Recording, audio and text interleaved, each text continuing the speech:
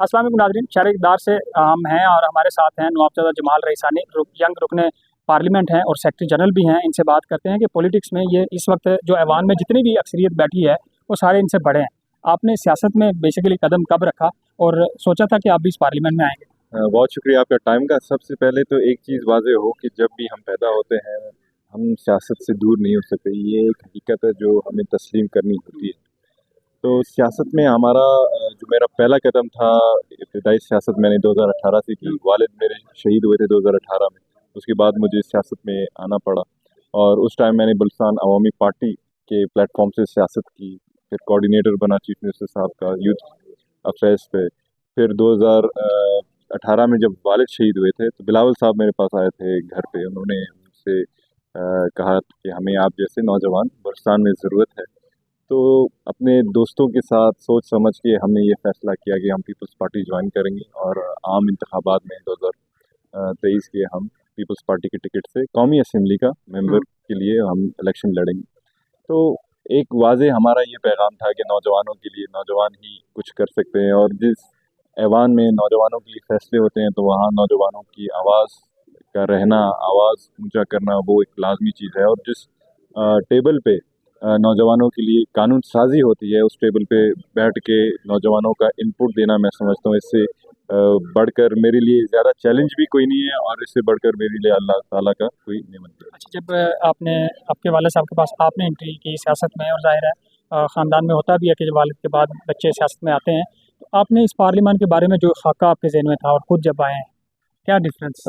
पाकिस्तानी जो सियासत है मैंने बहुत क्लोजली इसको फॉलो की है। पाकिस्तान की सियासत में मैं एक चीज़ समझता हूँ कि पहले रख रखाव था, लेकिन 2018 के बाद कुछ ऐसी फैक्टर्स इसमें इन्वॉल्व हुए हैं जहाँ पे हम एक दूसरे को बुरा भला कह के अपनी सियासत करते हैं। तनकीद अगर हम करते हैं तो तनकीद ऐसी होती है कि हम दूसरे की, आगे वाले की हम तजलील करते हैं, हम उनको जलील करके रखते हैं। तो लिहाजा यहाँ पे आकर मुझे थोड़ा मायूसी हुआ कि जिन चेहरों को, जिन लेजेंड्स को, जैसे कि शहीद मोहतरमा बेनज़ीर भुट्टो हुई, उनको हम इस पार्लियामेंट में देखकर बड़े हुए थे, उन जैसे जो ऑरा था वो आज नहीं रहा। तो मायूसी हुई कि अगर हम इस नौजवान यहाँ आकर क्या सीखेंगे। मैं वैसे तो खुद अभी 1 साल होने जा रहा है मेंबर ऑफ पार्लियामेंट होने के साथ साथ मैंने कुछ अच्छा नहीं सीखा सियासत से। और यही मैं समझता हूँ कि अगर पार्लियामेंट से बाहर निकला हुआ जो लड़का या लड़की सोचेगा कि सियासतदान बनने का, तो वही सोचेगा कि ये सियासतदान एक दूसरे को बुरा भला कहकर ये क्या कर रहे हैं, हमारे मुल्क के साथ क्या हो रहा है। अच्छा, अगर मुख्तसर से ये बताएं कि जिस इलाके से आप हैं वहाँ के लोगों में करसे से, जैसे अख्तर मैंगल और बाकी सियासतदान है, वो कहते हैं कि लापता अफराद का मामला और बहुत सारे ऐसे मामला हैं, इशूज़ हैं जो बलूचिस्तान को फेस करना पड़ रहे हैं।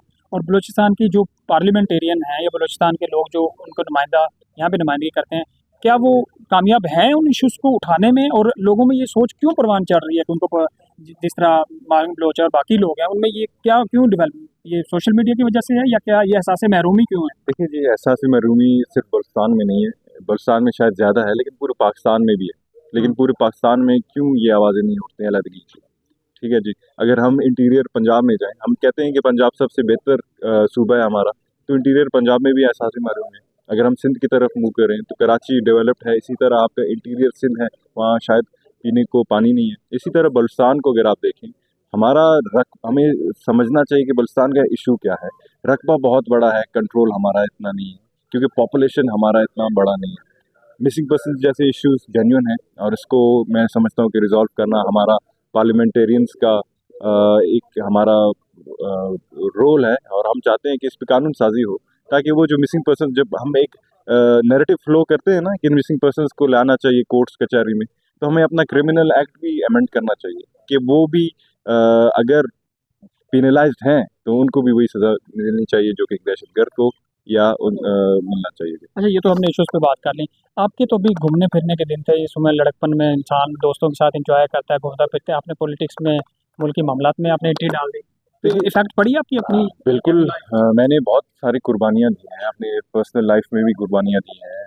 ख़ानदानी अगर आप हमारा शिजरा उठाएं तो दादे के दौर से, जब से पाकिस्तान बना है, हमारी कुर्बानियों की एक लेगेसी आती जा रही है। उसके अलावा मैंने अपनी आज़ादी जो थी वो कुर्बानी दी है। जैसे आपने कहा कि मेरे खेल कूद के दिन थे, वो मैंने कुर्बान की। कोई मेरे ख्याल से 25 साल नौजवान इस हैवान में नहीं बैठना चाहता जिधर एक दूसरे को हम गालियाँ देते हैं, तनाव है, जिधर आपको अंडर एस्टिमेट किया जाता है। लेकिन अल्हम्दुलिल्लाह फिर भी मैंने मेरा ये ख्वाब है कि इंशाल्लाह आने वाले इलेक्शंस में सारे नौजवान अपनी नुमाइंदगी करें, बेहतर होगा, क्योंकि हम इन बाबू से बेजार आ गए। मैं खुद इसीलिए मैं आया हूँ कि मैं इन बाबू से बेजार आ गया जो हमारे फैसले करते हैं जिनको पता नहीं है कि इशू क्या है। तो लिहाजा इंशाल्लाह मैं आपकी तवज्जो से अपने नौजवानों को भी ये पैगाम दूंगा कि आएँ आप इलेक्शन पार्लिमानी सियासत की तरफ झुकाव करें और अपने हक को हक की तरह मांगे भी करें। इसी से अगर हम कंक्लूड करें तो ये जिस तरह सोशल मीडिया है या यूथ में कहा जा रहा है कि ये जो पार्लियामान है जिसमें आप कह रहे हैं कि जो यंग लीडर आ गए हैं और वो मुल्क के लिए वो करें, वो कहते हैं कि ये अवाम तो इनके हाथ में है ही नहीं। बेसिकली जो पार्लियामेंटेरियन बैठे हैं वो कठपुतलियाँ हैं। सियासतदान भी आपस में कहते हैं एक दूसरे को। देखिए जी, ये तो हमने अपने आप को बनाया है कठपुतली, ठीक है ना जी। ऐवान का हमारा जो पार्लियामान का मेंबर का सबसे पहला मकसद ये है कि वो कानून साजी करे, ठीक है ना जी। हम कानून साजी को छोड़ के हम नालियाँ बनाते हैं, हम रोड्स बनाते हैं, ये हमारा काम नहीं है। हमारा काम है आपके लिए कानून बनाना जो आपको प्रोटेक्ट करे, जो आपको आपका हक दे। हमारा ये काम भी नहीं है कि हम गैस के ऊपर, बिजली के ऊपर कुछ ऐसी बातें करें। तो ये पॉइंट स्कोरिंग होते रहते हैं। हम एक दूसरे को इसलिए कठपुतलियाँ कहते हैं कि हम पॉइंट स्कोरिंग करना चाहते हैं। पार्लियामान से ना ही कोई बलातर है और आइन से ना ही कोई बलातर है।